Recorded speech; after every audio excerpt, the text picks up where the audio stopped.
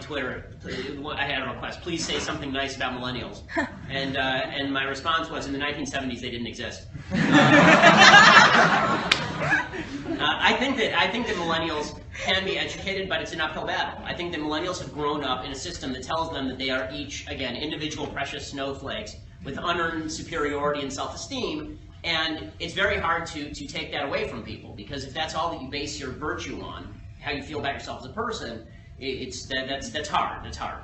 And so I spend my career making people feel bad about themselves, right? It actually is. It's a life goal, and so far I'm great at it.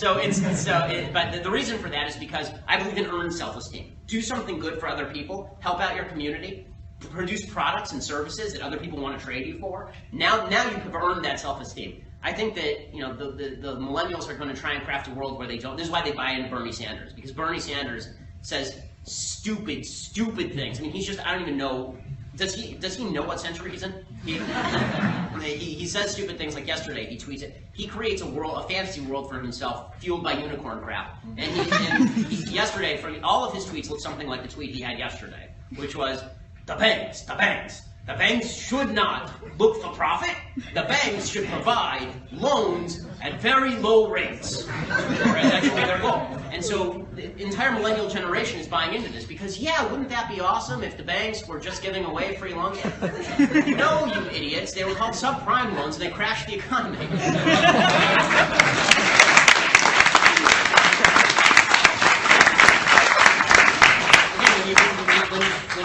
When you grow up, the richest people that God ever created, okay, in the richest society that God ever created, and that mankind ever created, when you grow up in that society and you live off the fat of the land, teenagers want to rebel, young people want to change the world. What if the world's pretty good? What if the United States is a pretty good place? Will they mellow out? I would have said that they would mellow out when they get married and have kids, except they're not getting married and they're not having kids. Right? Getting married and having kids does mellow you out a little bit. You should have seen me before. So I am by nature a pessimist, which is convenient for me because it means that I'm always right eventually. Right? But I think that I do think that most people have never been confronted with ideas with which they disagree, which is why I think it's important to have discussions like this one. I think that there is hope, but it's going to take all of us anybody who believes in these freedoms, you're going to have to walk toward the fire, and you're going to have to wrest away that unearned moral superiority from people, because that's what they rely on. They don't have to rely on knowing anything or doing good things. They know they're better than you as a human. And when you take that away from them, then they actually have to start rethinking, okay, well, what would make me better? What do I do that's so great?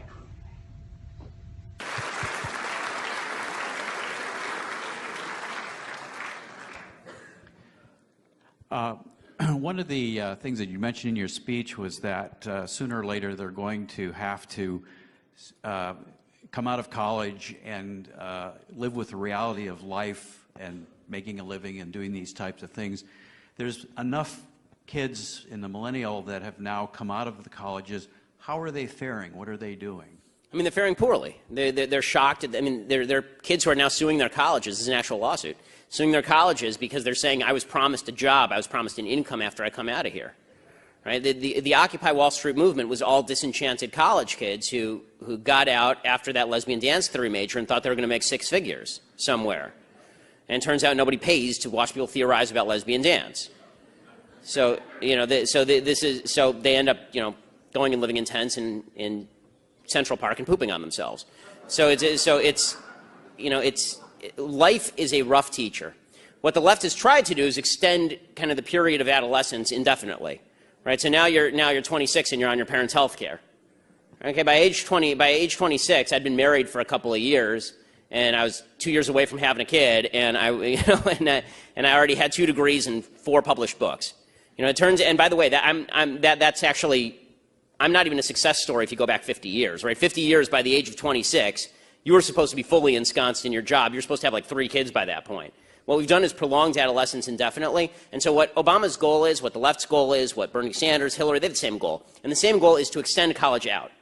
Right? College is not a place that's kind of a break from reality. College is the new reality. So we have to make all of human life like college. And this is what they think Europe is, which is why Europe is going to collapse. And it's being invaded by foreign forces, and the barbarians are at the gates. And Europe is going to fall apart, and it is falling apart. So we can play this game, but it's not going to end well. And the problem is that because the education is so poor, instead of reacting against their teachers at college who told them everything was going to be hunky-dory, instead of having the kind of all quiet on the Western Front moment, you know, where the former student goes back to his classroom after World War I, he's in the middle of World War I, he goes back and he yells at his professor and he says, "You're telling all these kids the wrong thing. You're telling them that war is awesome." Instead of them going back and yelling at their professors, they say, "No, it just shows my professor was right because society is unjust." Right? The lack of my $100,000 salary, that's because society is mean, and so we have to transform the society. And that's why young people, again, 40% back speech codes in American life. This is why I think the last poll was nearing or over 40% of young people are okay with socialism, like the actual socialism, because they don't know anything. They've been taught stupidity, and how they feel is all that matters. I mean, there's a video that's going around the internet getting all sorts of play about income inequality. Income inequality is the stupidest issue. Income inequality means nothing, right? I mean, I have a lot of income inequality with Bill Gates, but I'm doing pretty well, and I don't care that Bill Gates is doing really well. The only thing we should all care about is that there are poor people. We should figure out how poor people can do better, not how to make Bill Gates less rich. But this video is going around and saying, here's a poll of what Americans think the wealth distribution should look like, and here is what the wealth distribution actually looks like. And I watched this video in bewilderment, and young people love it. And I watched this video in bewilderment saying, who told you that you get to tell the universe how wealth is distributed? Right? Who told you that you have a moral say as to how wealth is distributed? It's immoral, it's evil, it's wrong. You're going to have to steal people's labor from them.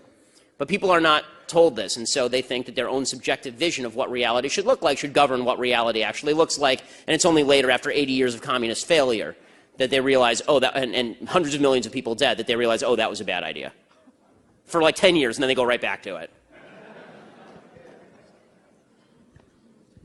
Could you please explain the unholy alliance between the left and the forces and the Muslim supremacists, considering that the premises and the principles of both of them are mutually incompatible?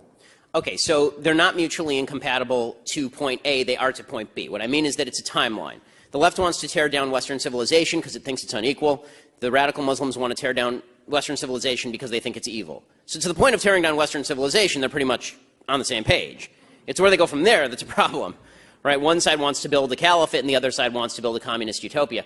The reason that the left is routinely, and it's almost invariable, that the left ends up siding with the world's worst human beings in every situation is because, again, if you just go back to that fundamental leftist principle that equality of outcome is all that matters in life, that equality of outcome means that something just is happening, think about it. The real world is a place where God designed it this way. I believe this. God designed it not for every individual, but certainly for the vast bulk of humanity. If you do responsible good things with your life, you will be more successful than if you do irresponsible bad things with your life. Well, if the left believes that people who are unsuccessful are more virtuous, then what that means is that the non-virtuous are more virtuous, right? Because the people who are unsuccessful are generally not doing good, responsible things, and the left says, well, those people are victims, let's help them. Right? So the Muslims in the Middle East are victims of Israel. They must be victims of Israel because Israel's rich, and its neighbors are not. So they must be victims. Well, the real reason that the Muslims, the Palestinian Muslims, for example, are poor is because they've spent all the money that has been given to them, hundreds of billions of dollars, all the money that's been given to them over the course of decades, and they've spent it on terrorism, and they've spent it on stocking it away in their bank accounts of Yasser Arafat and Mahmoud Abbas, and they've spent it on garbage, and they spent it on anti-Israel propaganda. That's the real reason they're poor. But the left looks at it and they say, they're poor. That means they're virtuous. This is why I hate it, really despise it, when Republicans do the whole, I'm a better person because I have a rags to riches story. You weren't a better person when you're poor. Okay, no one is a better person just because they're poor. By the way, no one's a better person because they're rich. All that wealth is a measure of how many voluntary exchanges you engaged in a free market. That's all that wealth is.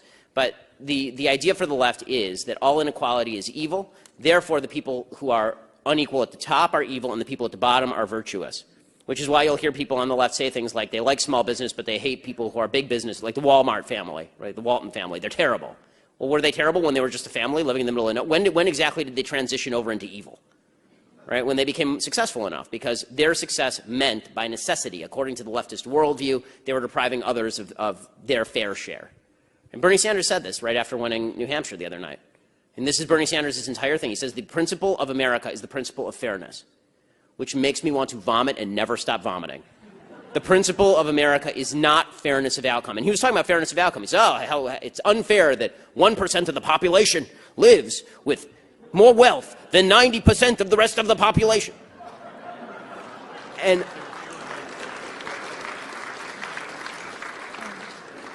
well, maybe, or maybe it's not unfair, because it turns out that 1% of the population is hiring the other 90% of the population to actually provide their services and labor.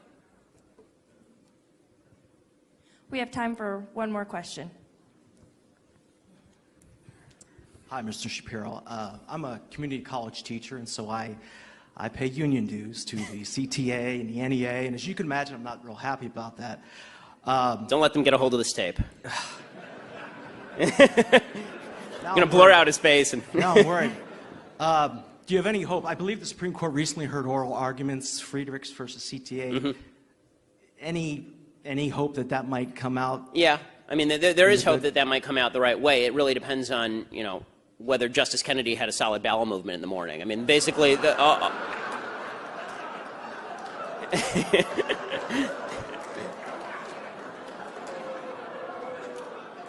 mean, all Supreme Court arguments basically boil down to this vital question of whether he took his Metamucil.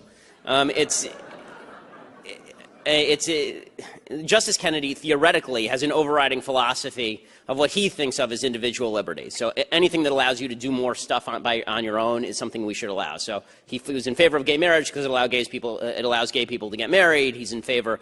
He's against, you know, campaign finance reform because he thinks people should be allowed to spend money on politics. So presumably, theoretically, he could vote the right way.